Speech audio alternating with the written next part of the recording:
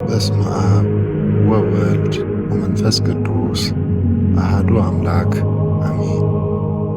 የኦሪየንታል አብያተ ክርስቲያናት አመሰራረት በመጀመሪያዎቹ 400 ክፍለ ዘመናት የዓለም ክርስቲያኖች በአንድነት በአንድ ጉባኤ ይተዳደሩ ነበር። ነገር ግን በ451 ዓመተ ምህረት የተካሄደው የኬልቄዶን ጉባኤ በቤተ ክርስቲያን ታሪክ ውስጥ ትልቅ ክፍተት ፈጠረ። በዚህ ጉባኤ ላይ ስለ ክርስቶስ ባህሪ ከባድ ክርክር ተነሳ። አንዳንዶቹ ክርስቶስ ከተዋህዶ በኋላ ሁለት ባህሪ አለው የሚል አዲስ ትምህርት ሲያመጡ፣ የእስክንድርያ፣ የአንጾኪያ እንዲሁም የኢትዮጵያ አባቶች ይህንን አልተቀበሉትም።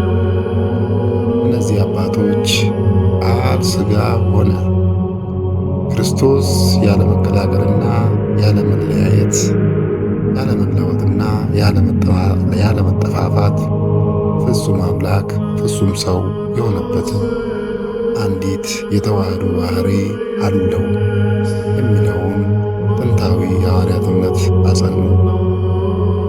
በዚህ የሥነ መለኮት ልዩነት ምክንያት ቤተ ክርስቲያን ለሁለት ተከፈለች።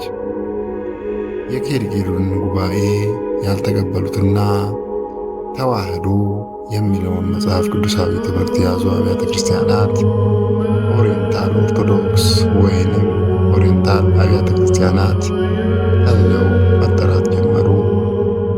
ዛሬ እነዚህ አብያተ ክርስቲያናት 6 እህትማማቾች ናቸው።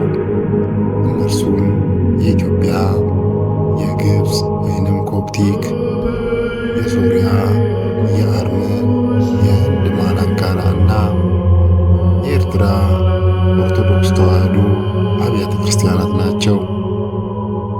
ይህንን መንፈሳዊ ትምህርት ከወደዱት ላይክና ሼር በማድረግ ለሌሎች ያጋሩ።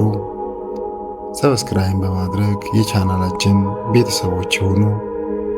አስተያየቶን በኮሜንት ያጋሩ።